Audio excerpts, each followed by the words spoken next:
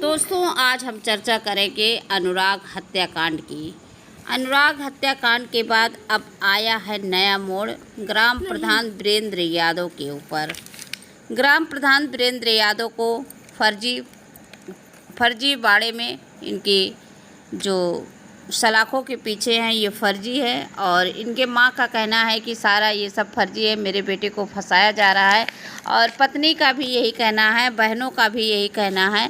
जिस प्रकार एक बहन, एक माँ और एक पत्नी इस तरह कह रही होती है, तो आज हम कहेंगे कि जो ग्राम प्रधान अनुराग यादव के आज वो खुद सलाखों के पीछे हैं।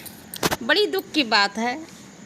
आज ग्राम प्रधान जो कि हमेशा अनुराग परिवार के साथ खड़े रहते हैं, और अनुराग के पिताजी पीछे रहते थे, लेकिन अनुराग के ग्राम प्रधान आगे ही रहते थे।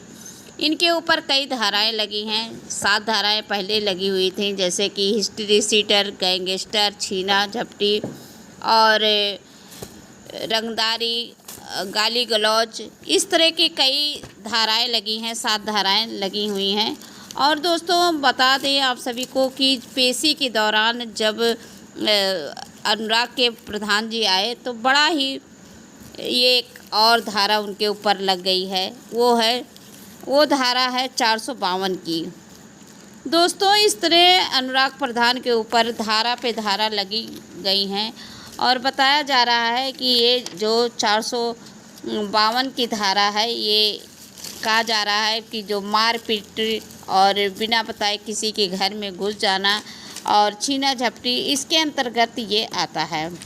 दोस्तों, ऐसे बात कही जाए तो ये होटल की बात है, और होटल में क्या कुछ हुआ और वहाँ की बात ऐसे सामने आ रही है कि वहाँ जो घटना हुई थी होटल पर, वो सुभाष यादव की पत्नी का कहना है कि कपड़ा फाड़े, ऐसे बातें कह रही हैं, जो कि प्रधान जी उनके लड़के के बराबर हैं। और लेकिन उनको ऐसी बातें कहते हुए थोड़ा सा भी वो नहीं लगा कि अहम लगना चाहिए। लेकिन बात कही जाए तो अनुराग प्रधान के ऊपर जो धाराएं लगी हैं 452 की, ये लगाई गई है प्रधान के ऊपर, इसलिए लगाया गया दोस्तों कि उनकी बेल ना हो जाए। उनके बेल के लिए डिले होने के लिए ये धाराएं लगाई गई हैं, इसीलिए ये 452 का धारा लगाया गया है। अब इनके ऊपर जो धाराएं लगी हैं, ये अब प्रधान के जो मुश्किलें हैं इस पर बढ़ सकती हैं दोस्तों, क्योंकि जो प्रधान के निचला अदालत से, अगर निचले अदालत से बेल मिल पाएगी तो ठीक है, नहीं तो प्रधान को हाई कोर्ट अदालत जाना पड़ सकता है। क्योंकि ये जो धाराएं लगी हैं इसमें तो 2 से 3 साल की सज़ा भी काटनी पड़ सकती है। अगर ये यहाँ से नहीं छूटे तो इस धारा के अंतर्गत 2 से 3 साल की सज़ा भी भुगतनी पड़ती है। अब देखना ये है कि प्रधान का जो समय रहते अगर यहाँ से छूट जाते हैं तो ठीक है, नहीं तो बात आगे बढ़ जाएगी। लेकिन दोस्तों, ये बात सुनकर के शायद आपको थोड़ा सा, अगली बात सुनकर के थोड़ा सा आपको खुशी मिले।